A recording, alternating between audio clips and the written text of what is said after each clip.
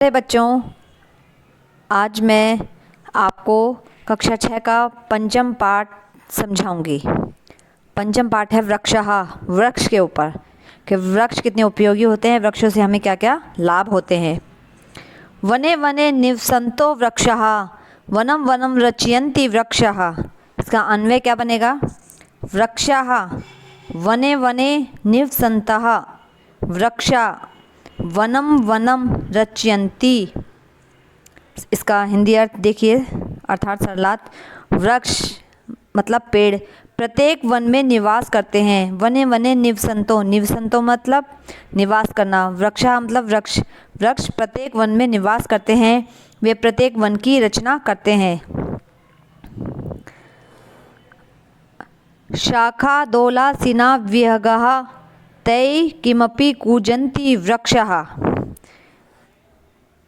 इसका अन्वय विहगः शाखा दोलासीनः, जो ना के बाद जो दो बिंदी लगी हुई है इन्हें विसर्ग बोलते हैं। संति वृक्षः तै किम अपि कूजन्ति। इसका हिंदी सरलार्थ देखिए, पक्षी पेड़ों की शाखा रूपी झूले पर बैठे हैं। विहगः मतलब पक्षी, शाखा दोलासीन झूले, शाखा रूपी झूले पर बैठे हैं। ऐसा प्रतीत होता है जैसे वृक्ष उनके अर्थात उनके मतलब पक्षियों के माध्यम से कुछ चहक रहे हैं। अर्थात जब पक्षी पेड़ की शाखाओं पर बैठ जाते हैं तो बहुत ही सुंदर लगने लगते हैं।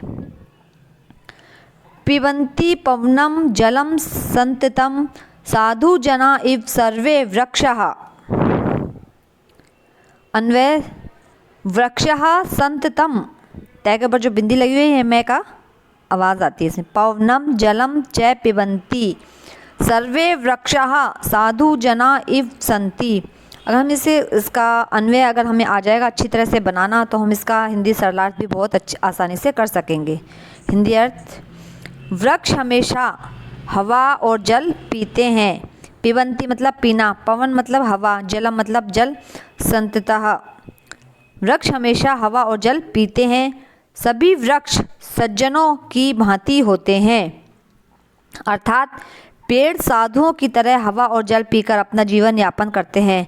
जैसे साधुओं का स्वभाव बहुत ही सरल होता है, इसी तरह पेड़ों का स्वभाव, वृक्षों का स्वभाव भी बहुत ही सरल होता है। वह जल और हवा पीकर ही अपना जीवन यापन करते हैं। इस प्रशंति पादई पातालम च नभः शीर्षु वहन्ति वृक्षः। अन्वय का वृक्षः पादई पातालम स्पर्शन्ति शीर्षु च नभः वहन्ति। वहन्ति मतलब बहना। हिंदी अर्थ देखिए, वृक्ष पैरों से पाताल को छूते हैं और अपने सिर पर आकाश को ढोते हैं। अर्थात पेड़ों की जड़ें पृथ्वी में बहुत गहरी होती जाती हैं। जब हम कोई भी पेड़ लगाते हैं तो उसकी जड़ें बहुत नीचे नीचे फैलती जाती हैं और ऊंचे ऊंचे पेड़ मानो आसमान को अपने सिर पर धारण किए हुए हैं। बहुत से पेड़ ऐसे होते हैं जो बहुत ही ऊंचाई तक चले जाते हैं, बहुत विशालकाय हो जाते हैं, तो ऐसा लगता है मानो वो आसमान को छू रहे हैं। पयोदर्पणे स्वप्रतिबिंबम, स्वप्रतिबिंब मतलब अपना प्रतिबिंब। कौतुकेन पश्यन्ति वृक्षः। इसका अन्वय क्या बनेगा? वृक्षः पयोदर्पणे स्वप्रतिबिंबम कौतुकेन पश्यन्ति। हिंदी अर्थ इसका, वृक्ष जल रूपी दर्पण में अपने प्रतिबिंब को आश्चर्यपूर्वक देख रहे हैं। जो वृक्ष होते हैं, जल रूपी जो दर्पण होता है का प्रतिबिंब होता है, उसमें आश्चर्यपूर्वक देखते हैं।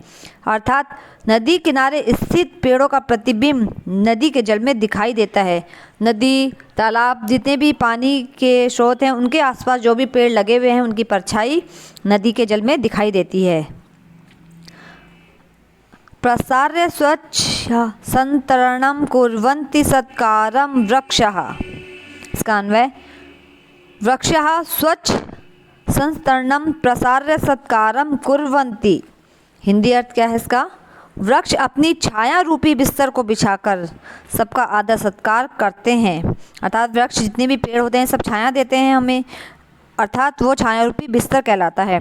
पेड़ अपनी छाया रूपी बिस्तर में सबको विश्राम करने के लिए आमंत्रित करते हैं। अर्थात पेड़ की छाया में कोई भी विश्राम कर सकता है, इसमें किसी प्रकार का भेदभाव नहीं होता है।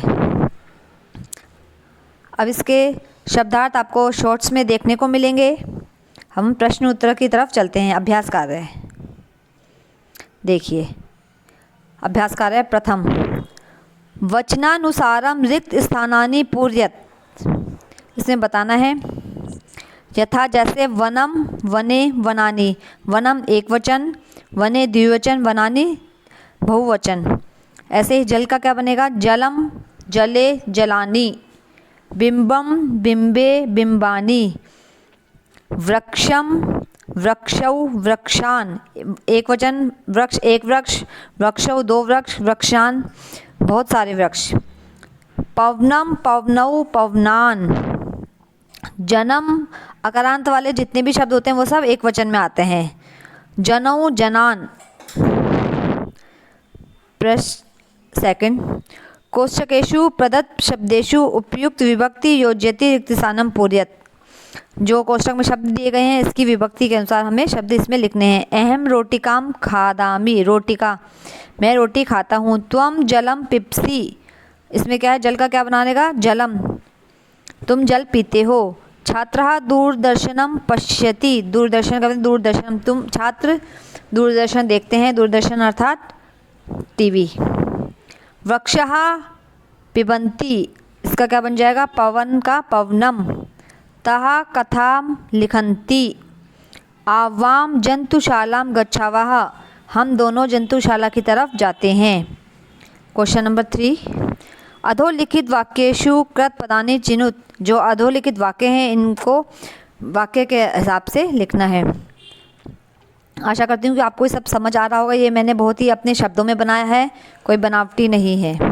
वृक्षः नभः शीर्षु वहन्ति, सकर्त पद का बनेगा वृक्षः।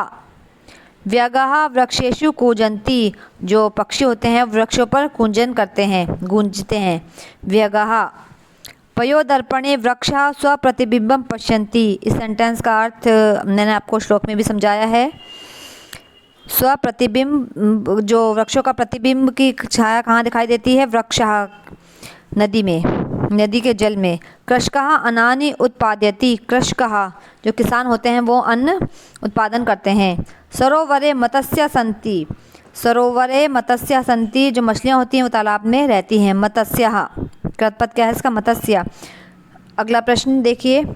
प्रश्नानाम उत्तराणि एक पदेन लिखत, जो ये प्रश्न है इसके एक पद में उत्तर लिखना है। वृक्षः के पातालम स्पृशन्ति, वृक्ष किसको पाताल में स्पर्श करते हैं, पादै, पैरों से। वृक्षः किम रचयन्ति, वृक्ष किसकी रचना करते हैं, वनम, वनों की।